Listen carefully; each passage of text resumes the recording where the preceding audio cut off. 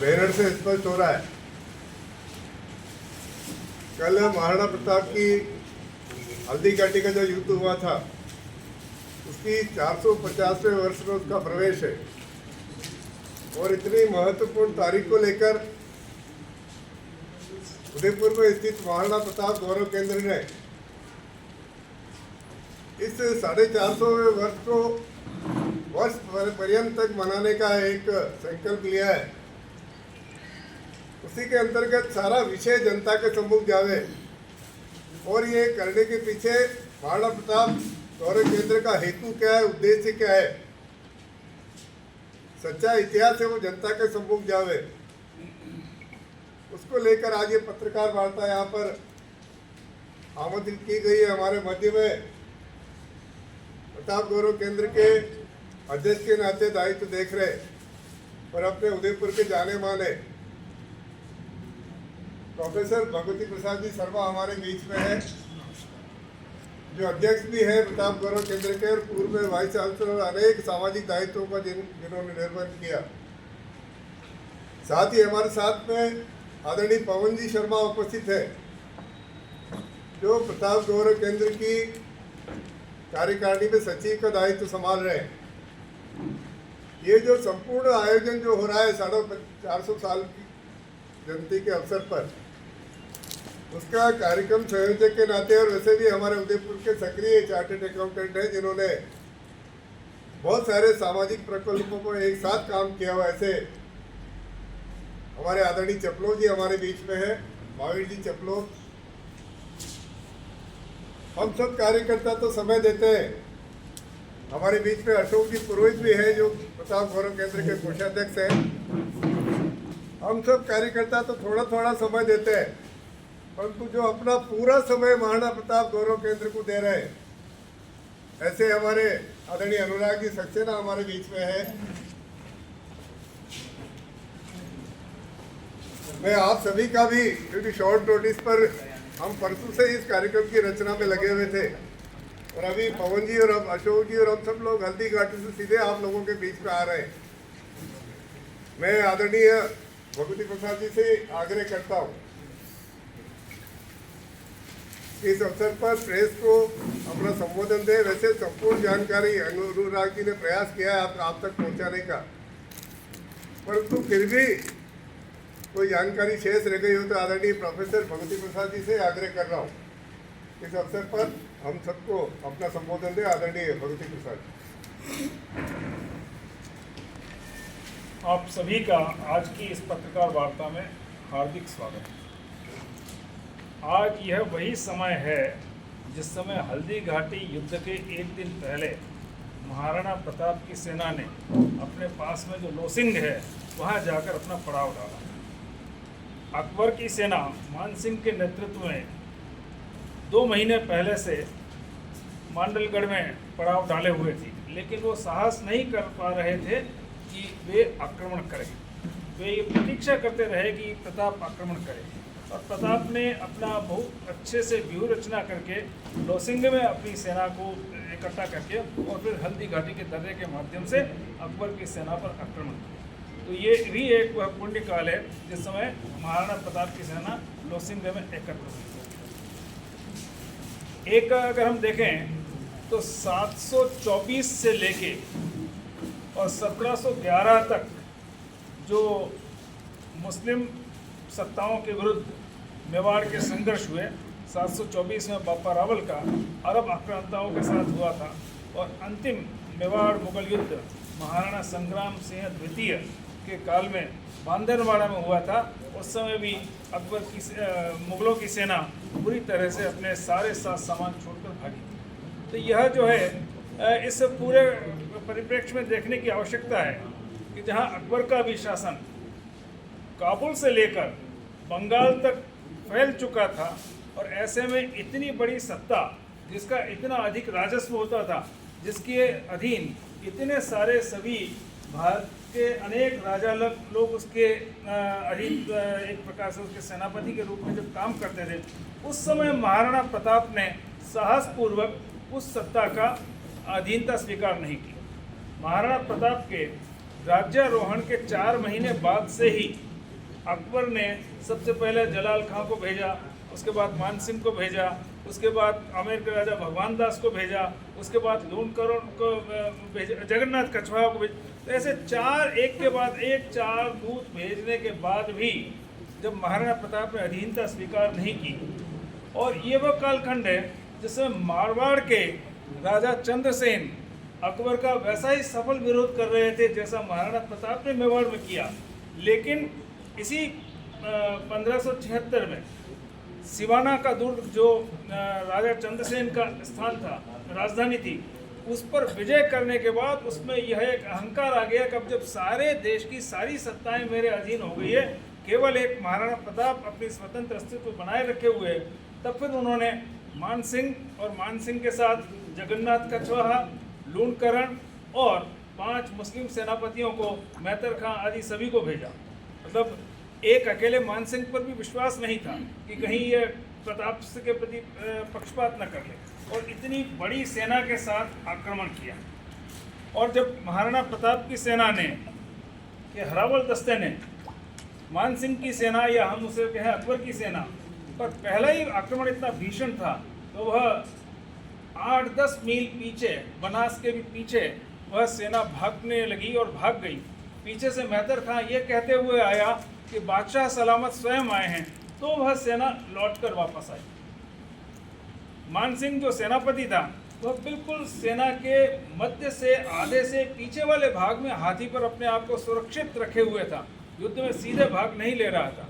और चूंकि प्रताप को यह था कि इस सेनापति पर ही मैं आक्रमण करूं। इसके पहले एक बात मैं और स्पष्ट करना चाहता हूं कि जब मान सिंह को प्रताप से शिखर वार्ता के लिए भेजा था, तो अपना उदय सागर की पाल पे उनकी शिखर वार्ता हुई थी। और शिखर वार्ता होने के बाद जब प्रताप ने अधीनता नहीं स्वीकारने की बात कह दी, और रात्रि के भोजन के समय प्रताप स्वयं मान सिंह के साथ भोजन के लिए नहीं गए, क्योंकि यह सोचकर कि प्रताप स्वयं एक सम्राट हैं और उधर अकबर सम्राट का एक दूत के रूप में या सेनापति के रूप में मान सिंह आया, तो उन्होंने अमर सिंह को उसके साथ भेजा। कुछ लोग ऐसा कहते हैं कि यही बात मान सिंह को अखर गई कि मुझे अपने बराबर का महत्व नहीं दिया महाराणा प्रताप ने, इसलिए उसने उकसाया, या जो भी रहा हो। तो मान सिंह को हाथी पर देखकर महाराणा प्रताप ने अपनी सेना को पूरा क्रॉस करके और आगे मुगलों की सेना के बीच में वे मान सिंह का काम तमाम करने के लिए पहुंच गए थे। और अपने घोड़े चेतक ने, हम सब उस चित्र को बहुत अधिक देखते हैं, बहुत लोकप्रिय चित्र है। मेरे साथ से जितने भी लोग मेरे राजस्थान के बाहर मिलने, वो कहते हैं हमें वो चित्र चाहिए जिसमें मान सिंह के हाथी पर महाराणा प्रताप ने आक्रमण किया था। तो चेतक ने अपनी जो टापें उस हाथी के सिर पर लगा दी थी और महाराणा प्रताप ने भाले का प्रबल वार किया। वो तो मान सिंह खोंदे में दब गया और उसका महावत मारा गया, अन्यथा हो सकता है उसी दिन मान सिंह का काम तमाम हो जाता। और एक प्रकार से प्रताप ने अब स्वयं निर्णय लिया कि कब मुझे आक्रमण करना है। 2 महीने तक अकबर की सेना रही वहाँ, आक्रमण करने का साहस नहीं कर पाई। आक्रमण प्रताप ने लोसिंग से आगे बढ़कर किया और उसके बाद वह सेना जब वापस लौटने में इतनी भयाक्रांत हो गई थी कि गोगुंदा के किले में चारों ओर खाइयाँ खोदकर और वे उसी में रहे। उस समय खाने की रसद नहीं मिल रही थी। महाराणा प्रताप के सैनिक, भील सैनिक और दूसरे सैनिक, बंजारा आदि जो भी खाद्य सामग्री आदि बेचने के व्यापारी आदि आते थे, तो उनको वहाँ नहीं जाने दिया और उनके भूखों मरने की नौबत आई। तो कच्चे आम खाने से उनको हैजे की बीमारी फैली और जिन घोड़ों के सवार मारे जा चुके थे उन घोड़ों को काटकर उनका मांस तक खाया, लेकिन वो सेना 4 महीने तक बाहर निकलने का साहस नहीं कर पाई। और उसके बाद में जब अकबर के दरबार में ये लोग गए थे तो आसफ खां और मान सिंह इन दोनों की ड्योढ़ी माफ़ कर दी थी। 6 महीने तक ये दरबार में उपस्थित नहीं हो सकेंगे। तो कहने का मतलब यह है कि यह एक ऐसी गौरवशाली युद्ध था। और बल्कि मैं तो ये कहता हूँ कि जैसे दिवेर युद्ध के समय भी कार्यक्रम किया था, दिवेर युद्ध में तो महाराणा प्रताप ने स्वयं अकबर के थाने दिवेर पर आक्रमण करके और उस सेना को इस प्रकार से 36,000 सैनिक आत्मसमर्पण करके कर चुके थे वहाँ। ये मेरे ख्याल में विश्व का सबसे बड़ा आत्मसमर्पण था। उसको इतिहासकारों ने इतिहास की पुस्तकों में से भी गायब कर दिया। तो कहने का मतलब यह है कि हल्दी घाटी युद्ध के यह जो 449 वर्ष हो गए, 450वें वर्ष में प्रवेश हो रहा है, उसकी पूर्व संध्या में हम यहाँ बैठे हैं। तो इस दृष्टि से देश के आबाल वृद्ध युवा पुरुष स्त्री महिला सभी में वह एक गौरव बोध हो।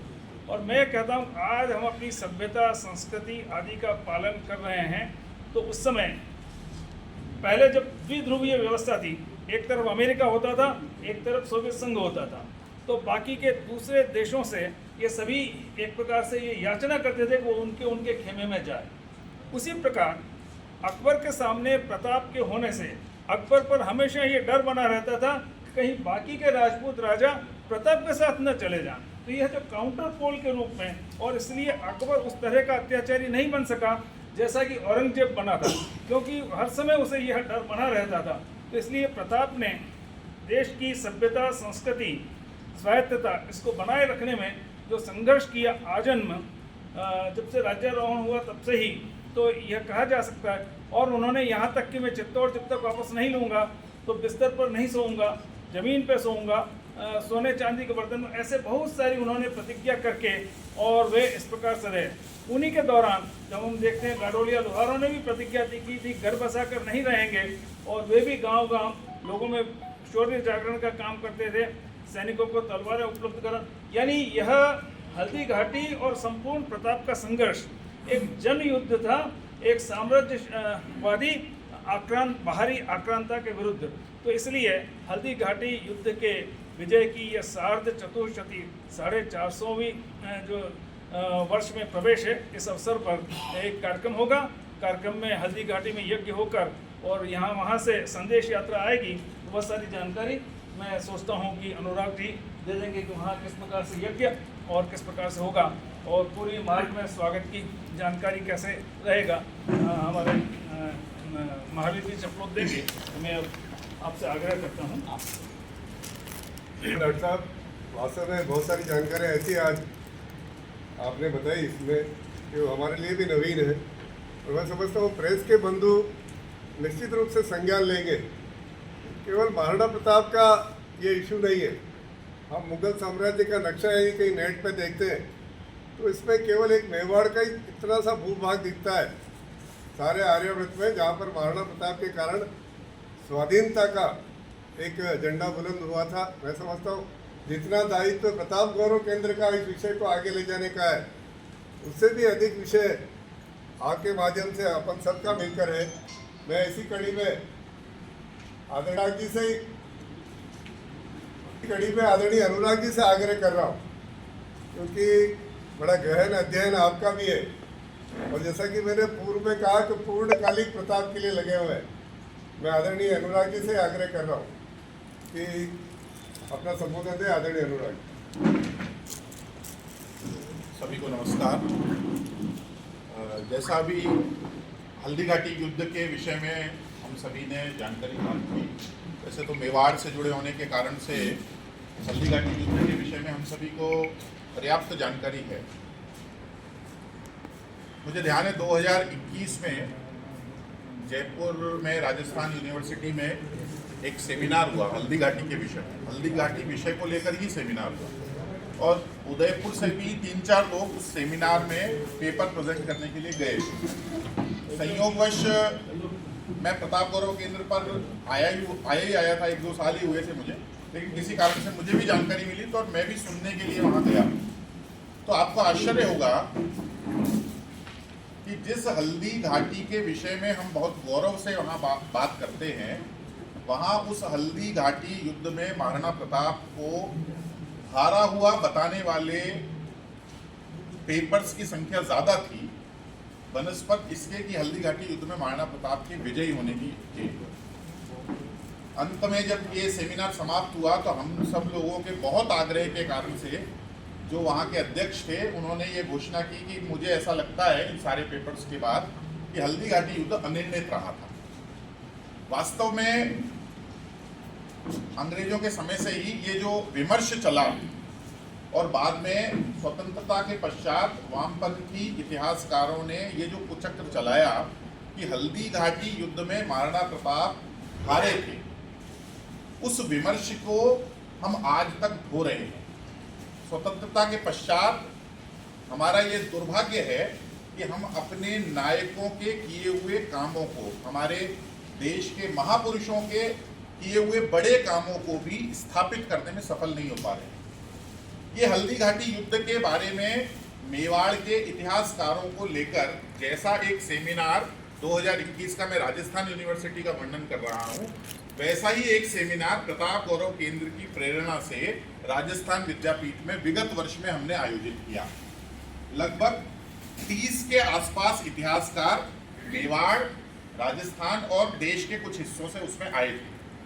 और आपको आश्चर्य होगा, बाहर के 2-3 इतिहासकारों को छोड़ दें तो मेवाड़ और राजस्थान के लगभग सभी इतिहासकार इस बात पर सहमत थे कि आज तथ्यों और तर्कों के आधार पर यह सिद्ध हो गया है कि हल्दी घाटी युद्ध में महाराणा प्रताप कूटनीति के आधार पर भी, वार स्ट्रेटेजी के आधार पर भी और युद्ध के परिणामों के आधार पर भी हर स्थिति में विजयी हुए। ये जो हल्दी घाटी युद्ध के 450वें वर्ष में हम प्रवेश कर रहे हैं, कम से कम आज तो हम महाराणा प्रताप को और इस हल्दी घाटी युद्ध को सही ढंग से समझ पाएं, इस दिशा में हमको आगे बढ़ना चाहिए। इस विचार को लेकर 450वें वर्ष के इस कार्यक्रम को साल भर तक करने की एक योजना महाराणा प्रताप के जीवन को समझ के बारे में समर्पित इस आयोजन के माध्यम से हम करने वाले हैं। प्रताप गौरव केंद्र राष्ट्रीय तीर्थ समय समय पर इस प्रकार के आयोजन करता रहता है, आप सभी उससे परिचित ही हैं। हल्दी घाटी के विजय के इस 450वें वर्ष के विजय पर्व को मनाने का हमने इसी कार्य से विचार किया। हमारा प्रयास रहेगा कि देश के हर कोने तक हम अपने विचार को पहुंचा पाएं। हर राज्य में कम से कम एक ऐसी एकेडमिक सेमिनार हम कर पाएं जिसके माध्यम से हल्दी घाटी के विजय के विमर्श को हम स्थापित कर पाएं। हमारा यह भी प्रयास रहेगा कि आने वाली जो युवा पीढ़ी है, जिसको महाराणा प्रताप और हल्दी घाटी के बारे में जो भ्रम है उनको दूर करने की आवश्यकता है, उनके बारे में हल्दी घाटी के विषय में जो सत्य है वो उनको मालूम होना चाहिए। महाराणा प्रताप किस आधार पर हम उन्हें, किन तथ्यों के आधार पर हम उन्हें विजयी मानते हैं, इस बात की उनको जानकारी होना चाहिए। तो उस दृष्टि से युवाओं को जोड़ने वाले भी विभिन्न प्रकार के कार्यक्रमों की आयोजना हम करेंगे। उसी प्रकार समाज को भी जोड़ते हुए, ये बहुत बड़ा विजय पर्व है, ये बहुत बड़ा हमारे लिए प्रेरणा का दिन है। इसलिए आज 18 जून जो कल आने वाली है, उस 18 जून से हम 450वें वर्ष के कार्यक्रमों का एक शुभारंभ कर रहे हैं। और जैसी भारतीय संस्कृति की परंपरा है कि हम सबसे पहले अग्नि को साक्षी मानते हुए इस प्रकार के कार्यक्रम करते हैं, तो एक यज्ञ का आयोजन है। बाकी यज्ञ और कल के कार्यक्रम की सारी जानकारी हमारे इस कार्यक्रम के संयोजक महावीर जी आपको देंगे ही। कुल मिलाकर ये जो कार्यक्रम साल भर चलने वाला है, इसके माध्यम से जो विमर्श हम स्थापित करना चाहते हैं, जो सत्य जनता को हम बताना चाहते हैं, वो यह है कि महाराणा प्रताप हर परिस्थिति में किसी भी दृष्टि से हम देखें तो विजयी हुए। इसके आधार पर आगे बढ़ते हुए कार्यक्रमों की रचना विभिन्न प्रकार की है। और ये जो 18 तारीख से 25 तारीख तक का समय है, हर वर्ष हम हल्दी घाटी के इस सप्ताह को पिछले कुछ वर्षों से मनाते हैं। और सबसे पहला काम तो ज़्यादा से ज़्यादा लोग महाराणा प्रताप के जीवन को, हल्दी घाटी के इस घटना को, इसके सत्य को समझने के लिए प्रताप गौरव केंद्र के दर्शन करने आए। तो इसलिए शुल्क में छूट देते हैं, तो 50 रुपये शुल्क में प्रताप गौरव केंद्र के दर्शन हम कर सकेंगे। शाम का शो भी इसी प्रकार जो 100 रुपये में होता है, उसको भी 50 रुपये में देख सकेंगे। एक तो हम ये प्रयोग कार्यक्रम करने वाले हैं। इसी प्रकार 18 तारीख से 25 तारीख तक पिछले वर्ष हमने जैसी प्रताप जयंती के अवसर पर विभिन्न प्रकार की कार्यशालाएं की थी, उनमें से 2 प्रमुख कार्यशालाएं इस बार भी हम करने वाले हैं। एक तो जो प्राचीन लिपियां होती हैं विभिन्न प्रकार की, चाहे ब्राह्मी हो, संस्कृत की कुछ प्राचीन लिपियां हो, प्राकृत हो, पाली हो, राजस्थान में चलने वाली जो पुरानी लिपि है, मेवाड़ी हमारी जो लेखन की जो लिपि है, उन सबको पढ़ने की एक कार्यशाला वो आयोजित करने वाले हैं 18 तारीख से 25 तारीख के बीच में। देश के कई प्रमुख विद्वान उसके बारे में बताने के लिए वहाँ आने वाले हैं। और देश भर से लगभग 50 से अधिक शोध विद्यार्थियों का, पढ़ने वालों का उसमें रजिस्ट्रेशन हुआ है और लगता है अभी कल तक उसकी संख्या और बढ़ेगी। तो एक अच्छी कार्यशाला जिसके माध्यम से हम विभिन्न शिलालेखों को, विभिन्न स्क्रिप्ट्स को, जो मिलती तो हैं लेकिन पढ़ने में हम उसमें सक्षम नहीं होते हैं, ऐसे अनेकों विद्यार्थी हम तैयार कर पाएंगे, अनेकों शोधार्थी, अनेकों अध्येता इस प्रकार हम तैयार कर पाएंगे। ऐसी एक कार्यशाला हम शुरू करने वाले हैं। इसी प्रकार एक और कार्यशाला जो मेवाड़ी चित्रकला शैली को समर्पित होगी। आप सभी को बताते हुए ये बहुत मुझे अच्छा लग रहा है कि मेवाड़ी चित्रकला शैली जो आज चावंड चित्रकला शैली के नाम से जानी जाती है, ये उसी समय में विकसित हुई थी जब महाराणा प्रताप चावंड को राजधानी बनाकर चावंड में से मेवाड़ पर शासन करते थे। तो वो उस समय की जो चित्रकला शैली है, जिसको आज हम मेवाड़ी चित्रकला शैली या चावंड चित्रकला शैली कहते हैं, उस चित्रकला शैली से मिनिएचर पेंटिंग जिसको हम कहते हैं, उसके जो विभिन्न बड़े चित्रकार हैं, ऐसे प्रमुख 25 चित्रकार 7 दिन तक प्रताप गौरव केंद्र पर रहकर प्रत्येक चित्रकार एक चित्र मेवाड़ और हल्दी घाटी को समर्पित ऐसा चित्र बनाएगा। और ऐसी एक वर्कशॉप को देखने के लिए विभिन्न जो चित्रकला के विद्यार्थी हैं, जो चित्रकला को समझते हैं, जो चित्रकला से प्रेम करते हैं, ऐसे लोग उन्हें देखने आएंगे और ये सीखेंगे कि किस प्रकार मेवाड़ी चित्रकला शैली में चित्र बनाए जाते हैं। तो ऐसी ये 2 कार्यशालाओं का भी मैंने आपको वर्णन किया है। उसका उद्घाटन 19 तारीख यानी कल सवेरे हम 9:30 बजे ये प्रारंभ, परसों सवेरे 9:30 बजे यानी 19 तारीख 9:30 बजे उसको प्रारंभ करेंगे। कल के सारे कार्यक्रम के विषय में जैसा हमने बताया ही है कि एक यज्ञ का आयोजन, उसके बाद हल्दी घाटी विजय संदेश यात्रा आएगी। उस हल्दी घाटी विजय संदेश यात्रा और यज्ञ के बारे में अभी आगे जानकारी मांगनी है। मैं समझता हूँ कि इस कार्यक्रम के माध्यम से वर्ष भर तक जो हम विमर्श स्थापित करना चाहते हैं उसमें आप सबके सहयोग की बहुत आवश्यकता रहेगी, क्योंकि हल्दी घाटी में महाराणा प्रताप विजयी हुए थे। यह बात बहुत जोर से और बार बार कहने की आज आवश्यकता है, क्योंकि इस विमर्श को स्थापित होते 450 साल निकल गए हैं। अब इससे ज़्यादा प्रतीक्षा नहीं की जा सकती है। इतना ही कहकर मैं अपना स्थान ग्रहण करूँगा। बहुत बहुत धन्यवाद। अनुराग जी का सवाल बाद अंत में आपने कहा, वास्तव में आपके सहयोग से ये जो विमर्श है कि प्रताप हल्दी घाटी के युद्ध में विजय हुए थे, ये सारे विश्व के सामने ले जाने की इच्छा इस प्रयोजन कल के संपूर्ण कार्यक्रमों की है। और वर्ष पर्यंत जो कार्यक्रम चलेंगे उसको लेकर भी ये विमर्श किस प्रकार से जनता के मन में गहरे तक पेंट करे, ये इच्छा है। और मैं समझता हूँ आपका सहयोग पूरा मिलेगा कार्यक्रम की रचना के लिए, क्योंकि कार्यक्रम की रचना कल दिन भर की है। और इस प्रकार की इच्छा है कि ऐसा कि इतिहासकार बताते हैं कि 4.5 घंटे का युद्ध चला था हल्दी घाटी का। तो 4.5 घंटे जो युद्ध चला था, उसी अवधि में वहाँ पर एक यज्ञ हवन का आयोजन प्रताप स्मारक, जिसका पूर्व प्रधानमंत्री इंद्र कुमार जी गुजराल ने उद्घाटन किया था, माननीय अटल जी भी उस कार्यक्रम में थे।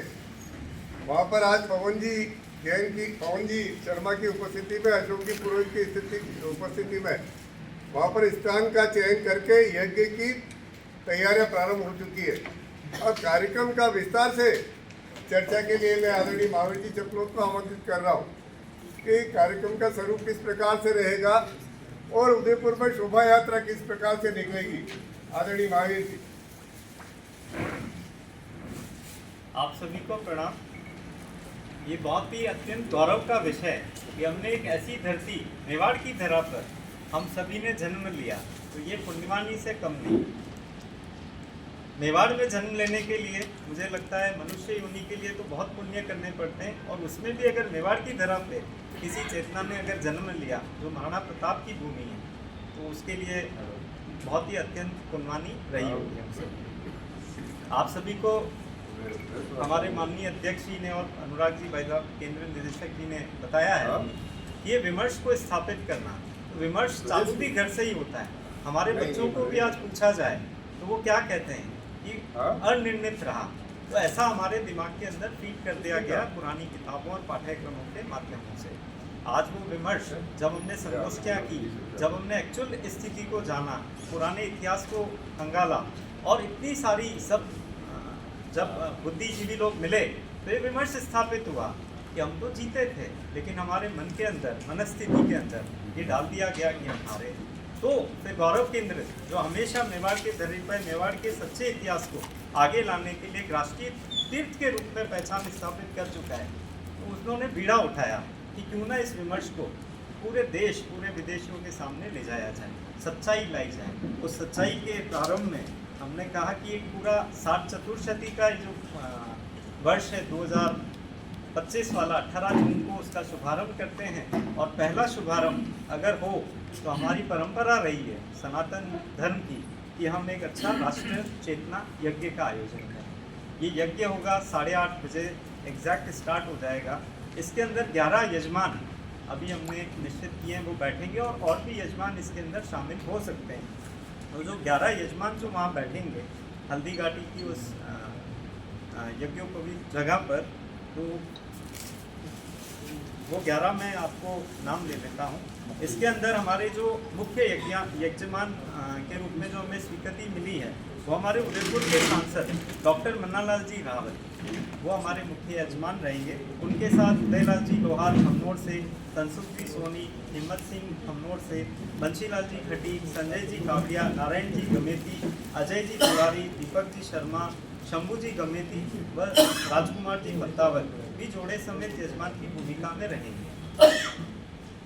इसी कड़ी में जब ये यज्ञ खत्म होगा तो इसके साथ एक वहाँ की जो यज्ञ की जो हमारी आहुति रहेगी और जो हल्दी घाटी की रक्तोपवीत जो मिट्टी है जिसमें हमें माथे का चंदन, हम तो इस हल्दी घाटी की मिट्टी को मानते आए, मेवाड़ के जितने यहाँ पे चेतनाएं हैं, तो उस मिट्टी और उस यज्ञोपवीत जो आहुतियाँ रहेंगी उनके साथ में हम एक विजय का जो ध्वज है हल्दी घाटी विजय ध्वज, उसको रोपित करेंगे प्रताप गौरव केंद्र में। तो वो पूरा ध्वज हमारे साथ विजय संदेश यात्रा के साथ चलेगा। और 11:15 बजे जब ये यज्ञ खत्म होगा उसके बाद एक संबोधन रहेगा हमारे माननीय सांसद महोदय का, हमारे माननीय तेजस्वी प्रकाश जी और भी जो वहाँ गरिमा में उपस्थित रहेंगे लोग, गणमान्य लोग। उसके बाद वहाँ से 2 बजे हम यात्रा का आरंभ करेंगे हल्दी घाटी विजय संदेश यात्रा का। वो उदयपुर के प्रमुख चौराहों से जाती हुई, जिसकी एक लिस्ट हमने अभी आपको यहाँ पे इसके साथ ब्रोशर में दी है आपके विमर्श में, फिर भी मैं एक रीड कर देता हूँ बहुत जल्दी कि प्रस्थान हमारा हल्दी घाटी से 2 बजे होगा।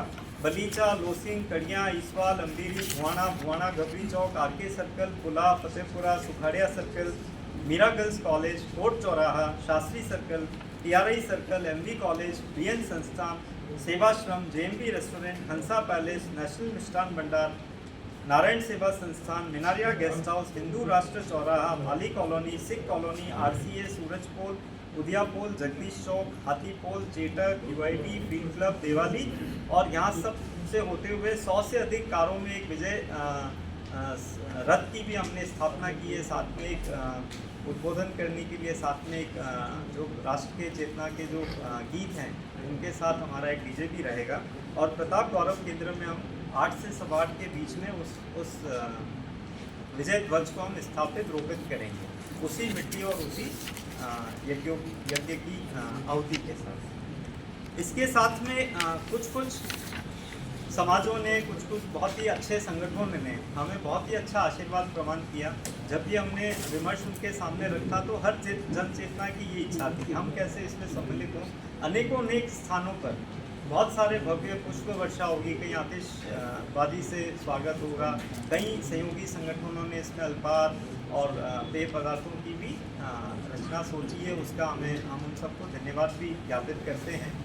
लेकिन इसमें मुख्यतः एक जगदीश चौक पर बहुत ही बड़ा भव्य स्वागत का वहाँ की जो निवासी हैं उन्होंने और कुछ संगठनों ने मिलकर तय किया है। तो सिटी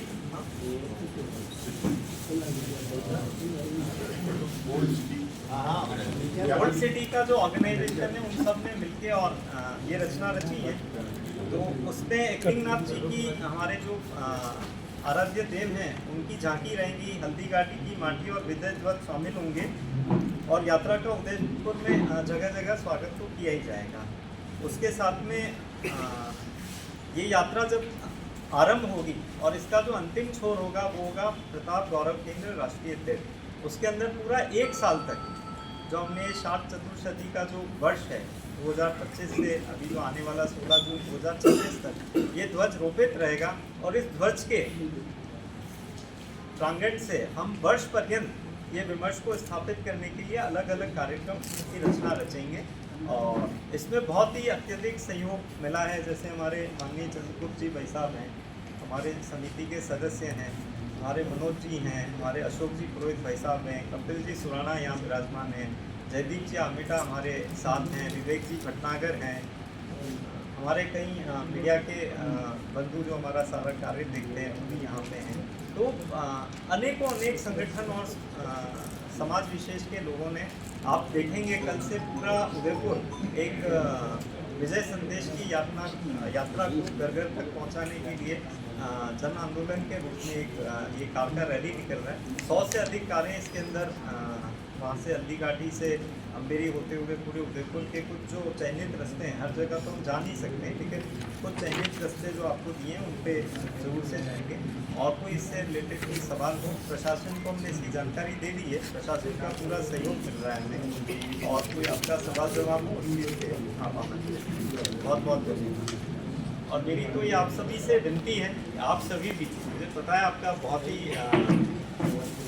अमूल्य समय रहता है प्रेस का, लेकिन अपने प्रेस से या मीडिया से कोई ना कोई एक व्यक्ति अगर सम्मिलित हों तो इस भव्यता का आनंद लें और ये अनुभूति में कि हम जीते थे, हम कभी हारे नहीं, ना हम आगे आए। बहुत बहुत धन्यवाद चपलो साहब का। वहाँ पर जैसा कि बताया यज्ञ के बारे में कि विभिन्न प्रकार के लोग इस यज्ञ में बैठने वाले हैं। साथ ही जिस स्थान का चयन किया गया है उस स्थान को राष्ट्रीय स्मारक हल्दी घाटी करके वो स्थान प्रसिद्ध है। सामान्यतः हल्दी घाटी से हम लोग पास होते हैं या निकलते हैं तो लगता है कि एक सकड़ी सी घाटी वहाँ पर है, परंतु उस जहाँ पर यज्ञ का आयोजन है प्रताप की भव्य प्रतिभा के सम्मुख, वहाँ उस स्थान से सारी की सारी हल्दी घाटी का विहंगम दृश्य दिखाई देता है। मेरा आप सब बंधुओं से आग्रह यह भी है कि आप में से जो बंधु भी हमारे साथ वहाँ पर सवेरे यज्ञ को देखने पधारना चाहें वो अलग से हमें बता दें, ताकि हम उनको भी वहाँ पर यज्ञ, क्योंकि आपके मार्फत जैसा कि आदरणीय अनुराग जी ने कहा, ये विमर्श देश की जनता के सम्मुख जाना चाहिए आपके माध्यम से।